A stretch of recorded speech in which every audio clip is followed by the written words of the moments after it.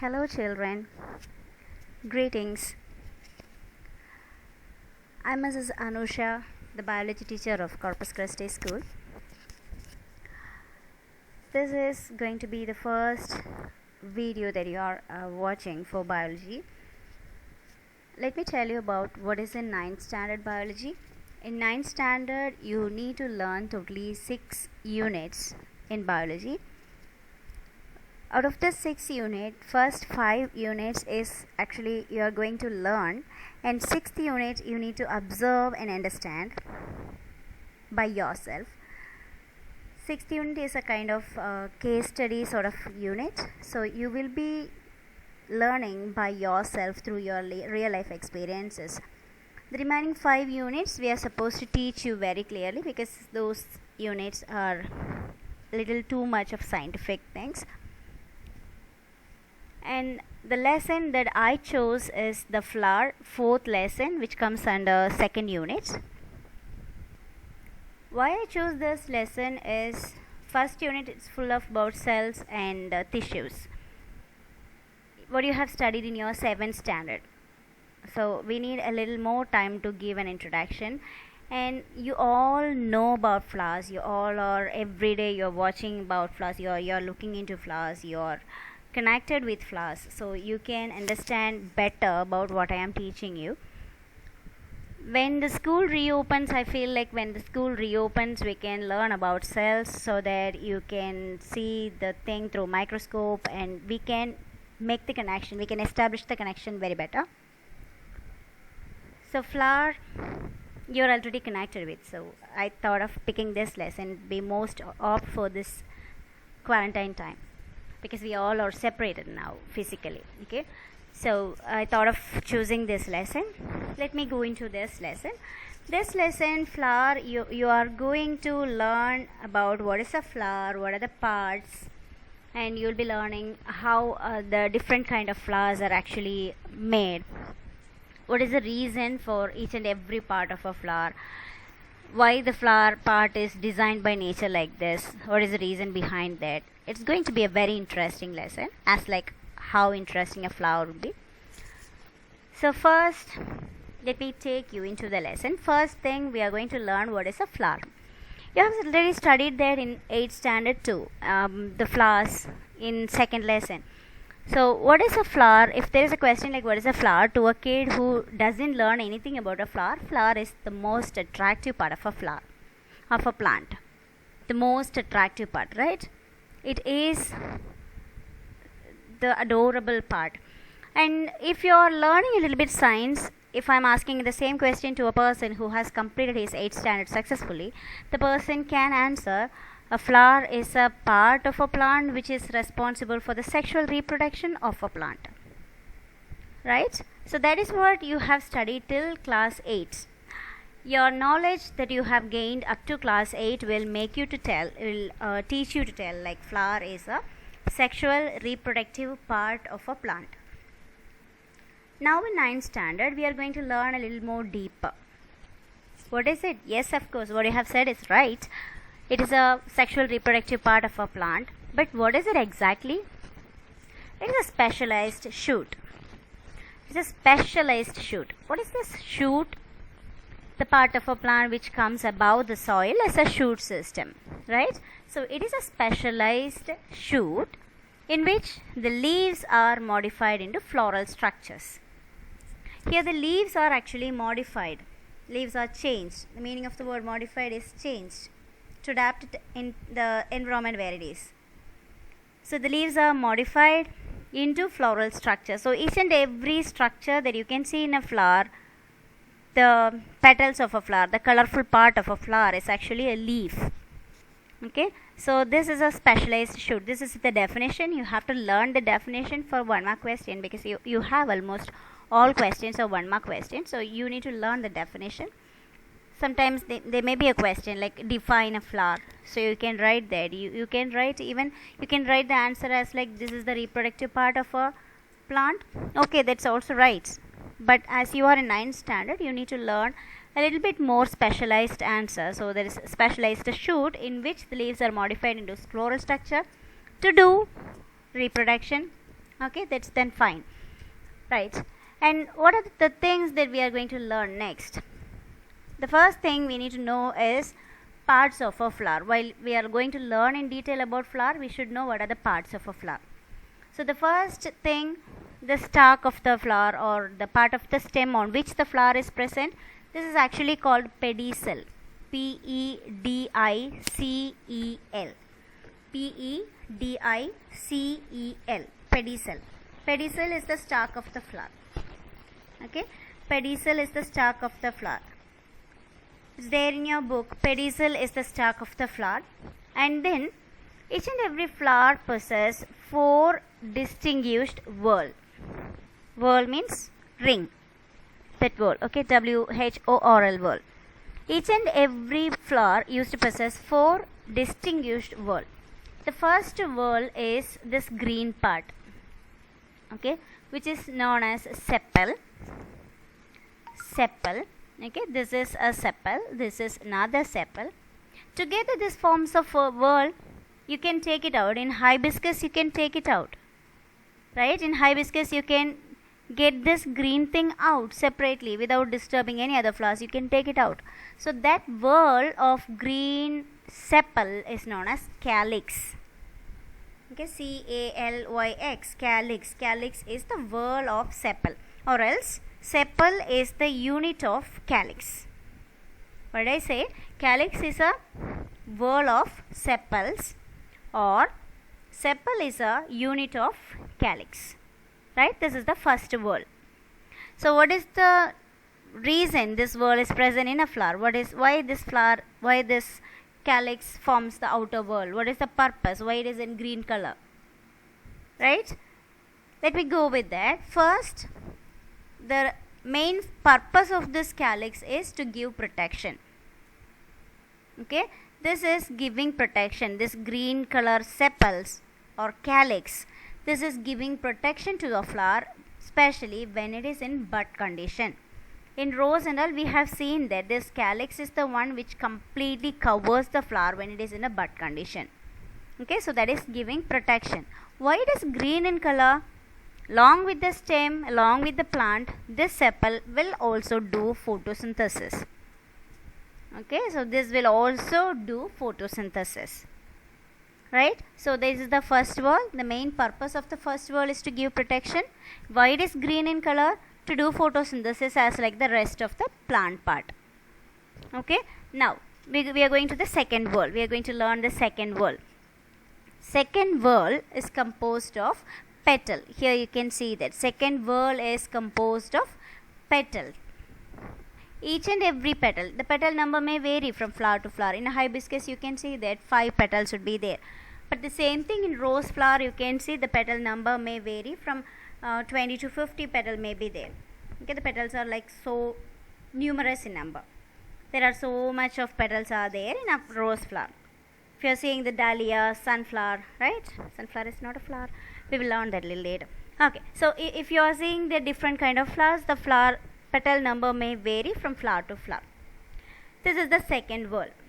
Now, in a flower, the attractive part of a flower is actually these petals or corolla. The whorl of petal is known as corolla.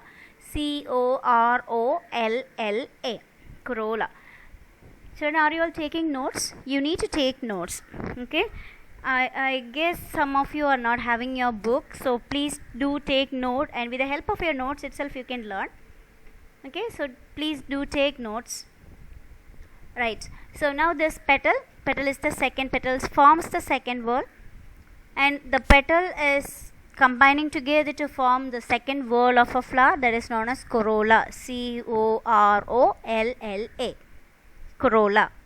As like what we have studied about calyx forms the first whorl, calyx is composed of sepal, or sepal is a unit of calyx. Here you can say that petal is a unit of corolla, or petals combine together to form corolla. So this is the second whorl. Now we are coming to the next thing. What is the protection? What is the functions giving, or why it is differently colored? Right. The main purpose of this petal is to attract. Okay, I already said that flower is a part of sexual reproduction, so it has to attract. It has to do that imprinting, it has to do that attraction. Okay, so it need to attract. So for the attraction, it need to attract the insects, it need to attract the birds for pollination process. So for that, they are like so brightly colored. Have you ever noticed that the flowers which used to bloom at night generally would be white in color?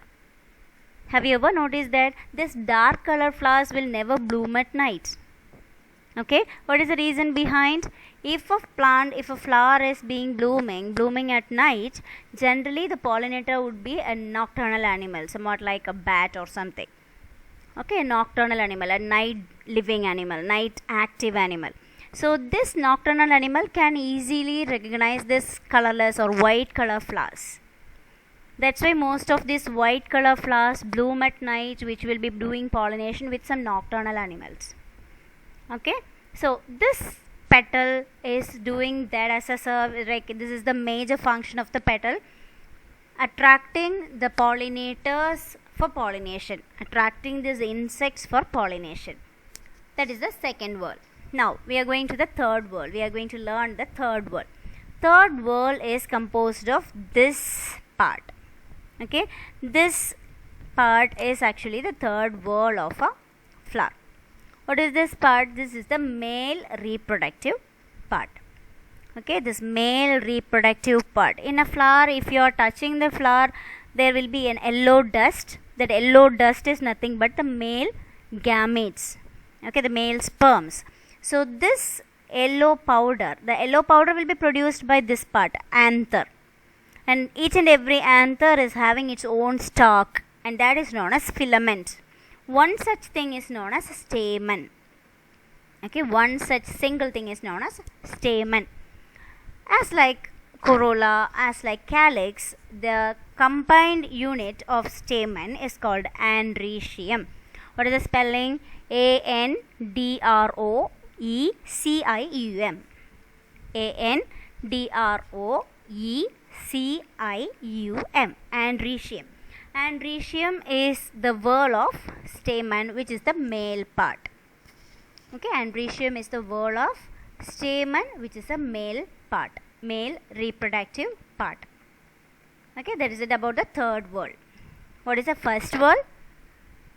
Calyx. What is the second word? Corolla. What is the third word? Androecium. What is the fourth word? Fourth word is actually, generally it would be just one part. Okay, this one single part. But in most of the flowers you can find a lot of this structure too. Okay, so here it's an example. It's just a typical flower which we are using it as an example. So in this flower you can see only one female part. This female part is known as pistil. Okay, this female whorl or this female part is known as pistil. There is another term for this pistil, that is known as carpel. CARPEL, carpel. So what is a carpel? It's a female reproductive part of a flower. It can be otherwise termed as pistil too. What are the parts of a pistil? As like if I'm asking a question like what are the parts of a stamen, you can say anther and filament. The same way, if I'm asking you a question what is a pistil or what is a carpel, you can say like stigma. This part is stigma, this part, okay, this much part.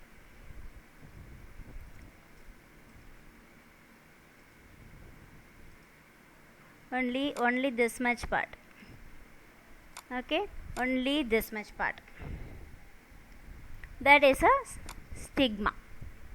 And now this stalk is called style. This stalk. This is like neck. Okay, so this stalk like structure is known as a style. And this part is known as ovary. Okay, so this ball like structure, this part is known as ovary. Okay, so this is an ovary, style and stigma. So pistil is composed of ovary, style, stigma. Or carpel is composed of ovary, style, stigma. Okay, and ovule used to be found inside the ovary. This is an ovule. So inside the ovary, ovule is present. Okay, so this is part of a flower. So 4 different whorls of a flower we can see. First one is calyx, and then corolla, and then androecium, and this is gynoecium part. Okay, so these are the 4 different whorl of a flower. The next one, parts of a flower, we are going to learn the terms. Okay, so what is a pedicel? Stalk of the flower. Please take note of it fast. Pedicel is the stalk of the flower. And if I am saying a flower as sessile, what is the meaning? The flower doesn't have any stalk. Okay, so stalkless flower is known as sessile flower. Sessile flower means there is no stalk for that flower, or pedicel is absent. Okay, next one, thalamus part or receptacle part. What is the thalamus or receptacle part? That is the swollen base of a flower on which the flower whorls are generally present. It is the swollen base of the flower on which the floral whorls are generally present. In a rose, you can see this very clear. At the bottom of the rose, there will be a cup-shaped structure at the bottom, which is green in color. So that part is actually thalamus. That part is actually thalamus. So that is a thalamus, the swollen base of the flower. Okay, swollen base of the flower, which is in cup-shaped structure, that is a thalamus or a receptacle. Why should we call that part as a receptacle? Because this is the receiving part of a flower. Receiving part of a flower on which all the other floral whorls are present. Receiving part of a flower. So we call that as receptacle too. Now the next thing is calyx, which is composed of sepals. And then corolla, which is composed of petals. And you all know that is the attractive part of a flower. And then androecium, whorl of stamen, which is the male part. And then the last whorl is gynoecium, which is the whorl of pistil or carpel, which is a female reproductive part. Right? So these are the important terms in a flower. Now, a little more. This is the next thing. In a flower, you can categorize all the 4 whorls of a flower into 2 major aspects. That is, you can categorize that into essential whorl of a flower and non-essential whorl of a flower. Essential whorl of a flower means, I already told you, this flower is the part of sexual reproduction. Okay, flower is a part of sexual reproduction, that's meant for sexual reproduction. So for sexual reproduction, out of the 4 whorl, only 2 is very, very important for sexual reproduction directly. And the remaining 2 whorls are not involving in sexual reproduction directly. They do the help indirectly. What is it? Androecium and gynoecium. This is the male reproductive part, which is going to produce the male gametes, the pollen. And this is the female reproductive part, gynoecium. This is going to produce the female ovule, the egg. Okay, so this sperm and this egg are the directively involving part of a sexual reproduction in any plant. What about this calyx and corolla then?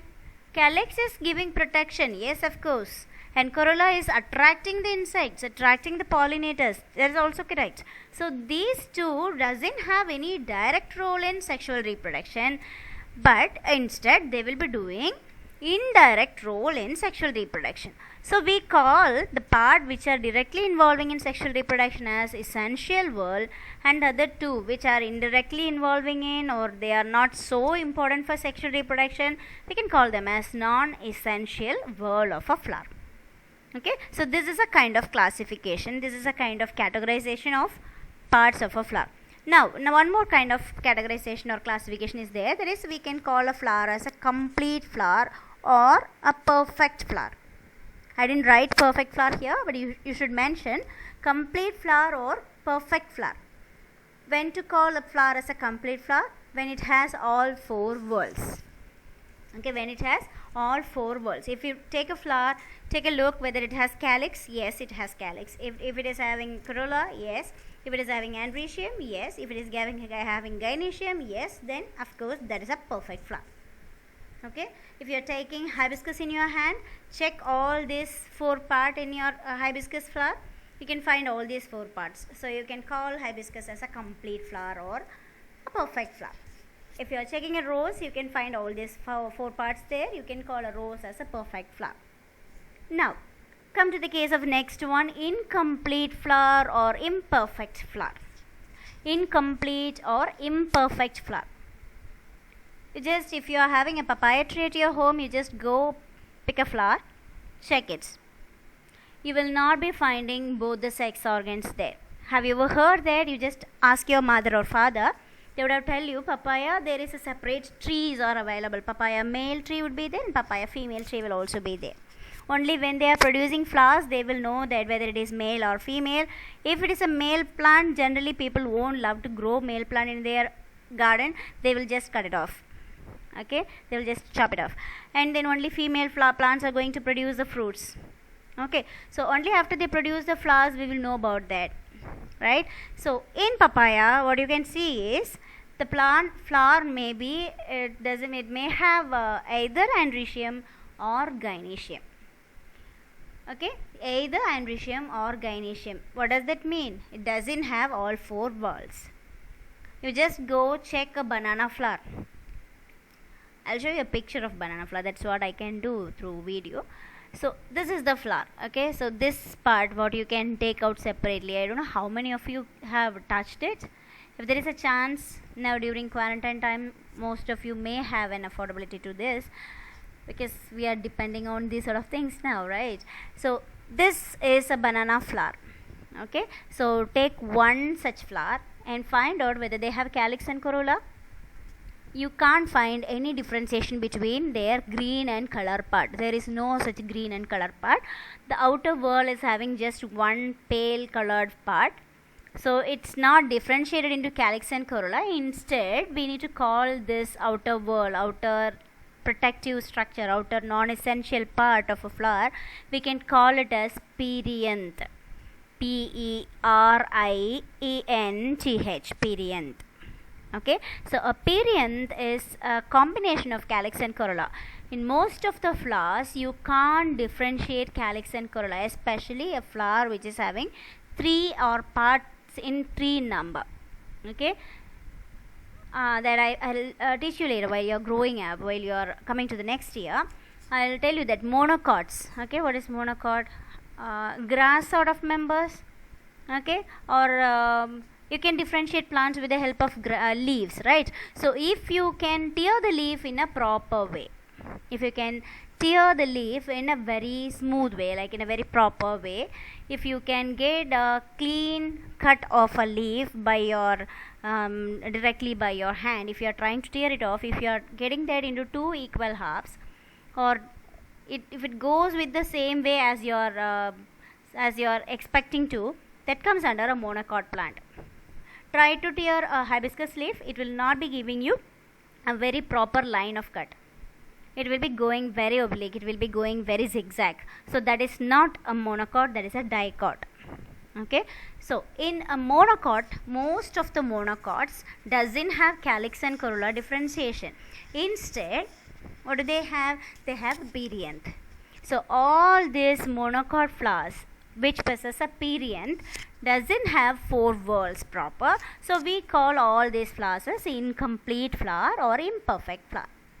Okay, so this kind of classification is based on their role in sexual reproduction, and this is based on number of whorls they possess. So this essential whorl has androecium and gynoecium. The non-essential whorl is composed of calyx and corolla, and a complete flower will be having 4 whorls completely, 4 whorls, all 4 whorls are present, and for an incomplete flower either 1 or more whorls are absent. So best known example for incomplete flower is monocot flowers. Okay, monocot flowers, or a banana flower, papaya flower, palm flower, you can write all those things. And then complete flower, you can write hibiscus, you can write rose, you can write mango, you can write a lot of examples. Or you just go around your house, if there is any flowers are there, you just go check your flowers to know whether they are monocot or dicot, whether they have all 4 whorls in it or not. Okay, and the next one, as you are learning about petals and sepal, we should know about its some exceptional cases too. Now, what is a petal? A petal is a colorful part of a flower, right? Petal is actually the attractive, colorful part of a flower. So, some of the petals are, instead of having a colorful petal, what do they have is, their petals would be green in color. The petals are green in color as like a sepal. We call those petals which are green in color as a sepaloid petal. Okay, so this is an example for a sepaloid petal, right? So what is a sepaloid petal? A petal which is like a sepal. Sepal like petal, that is what the literal meaning. Sepaloid petal means a sepal like petal. Now this one, petaloid sepal, this is a lily. Okay, so this is lily, we have it in our school too. This is lily, and here you can see 6 1 2 3 4 5 6 petals are there. Actually these 6 are not petals. Okay, the inner 3 are supposed to be the petals and outer 3 are supposed to be the sepals, right? Inner 3 are supposed to be the petal and outer 3 are supposed to be the sepals. So here this 3 sepals are changing as like a petal. Okay, so this is known as petaloid sepal.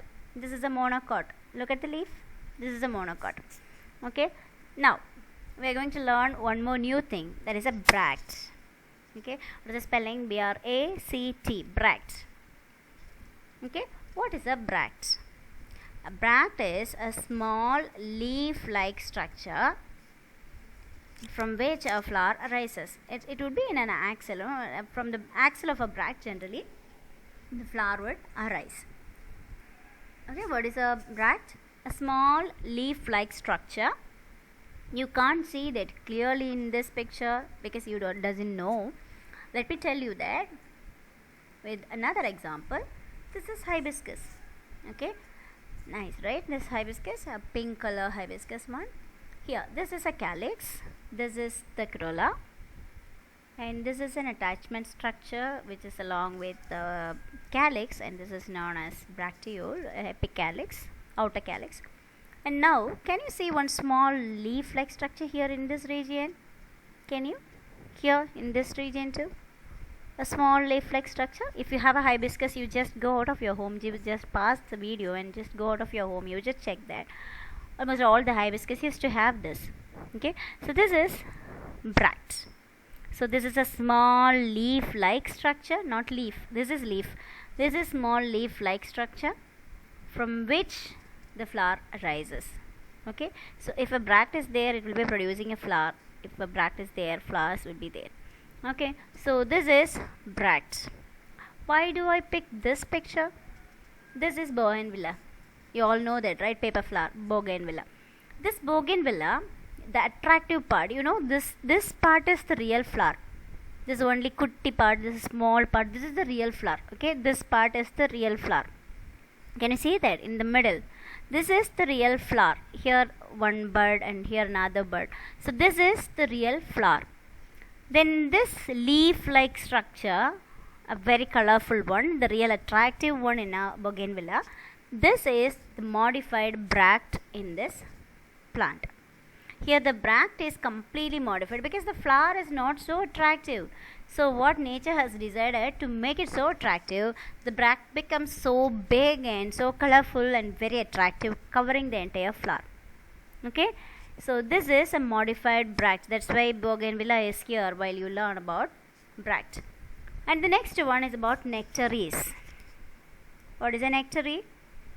Nectar. You have studied about nectar already in lower class because nectars are responsible for the production of honey. So nectar are the sweet sugary syrup. Okay, sweet sugary syrup.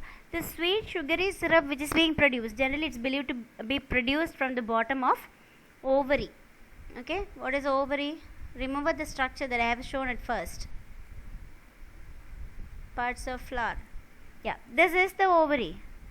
This is the ovary. So generally, to attract the insects, if it is like an ant or something, the insects or small birds will come for the nectar. They will be visiting the flower for some reason, right? So they will be visiting the flower for nectar. So this nectar producing structures are called nectaries. So this nectar will be generally found in this region, okay. Nectar is generally found in this region or inside this part. Nectar, the location of nectar will generally be in this part, okay, around the ovary or inside the ovary, not mostly around the ovary. So that's where the nectar is being located. Nectaries means they are the glandular structure which produce the nectar. Okay, can you see an insect is going into here? This insect is going into to get the nectar. So these insects, small insects or small birds, will introduce their beak into this structure, into this flower to get the nectar. At that time they will be doing pollination also. And the example that is given in your book is nasturtium. For nectaries there is an example. Nectaries bearing, this is a nectary, okay. What you can see protruding the flower, this is nectary. This is the stalk of the flower. What you can see in this part, this is the stalk, and this is the nectary. Okay, sometimes you can see nectaries very clearly out like this. So this is nectary of nasturtium, the example that is given in your book too. Okay, that was also nasturtium only, the previous picture. This is also nasturtium only, but this is green cress. Okay, green cress. This is actually edible plant. Okay, cress is actually an edible plant. This is red cress one, and this is green cress. These leaves are being used as a vegetable, not in our place, but in the Western food and all, they'll be using that. In the time of salad making, cress will be used. No, that cress is from this nasturtium. Okay, so we have studied about the part of a flower, right? And then we discussed about the terms. We learned a lot of terms, and then sepaloid petal, petaloid sepal. Okay, sepaloid petal means sepal like petal, and petaloid sepal is petal like sepal. And then we discussed about, we learned about bract, and then we learn about nectaries too. Okay, so you have just went across one page in your lesson, but the problem in this lesson is you have to learn each and every line, because each and every line will be having its own important point. So every line you need to learn, read, listen to the class very carefully, and please do take notes and learn every day, because biology is so important to learn, because each and every sentence is very important. They can ask question from each and every sentence. There is nothing to say like this part is important, this part is not so important. It's not like that. The entire text is a place where they can take questions from. So, and you all know that 9th standard is also going to be considered as board exam. From last year it's being done like that. You have to undergo a question which is from the board, and correction may also be from board from the next year. So you need to read the text very carefully, and don't skip even a single line. Okay, that's not advised. So your homework is to read the question and complete the review questions. That is, whatever possible questions you can complete from the review part, you have to undergo, and then you can check your progress column. And in next video, let me add you some questions in the beginning, because it's not face to face, so I can't ask you questions directly. So you can better read and work it out by yourself, and be ready to work. Okay, thank you kids, thank you for the class. If there is any doubt, you just message me back. Let me know what is your doubt, and if there is any hard thing to understand, if you're feeling like I'm going too fast or too slow, you just message me. Let me know about that. Thank you so much kids. Thank you.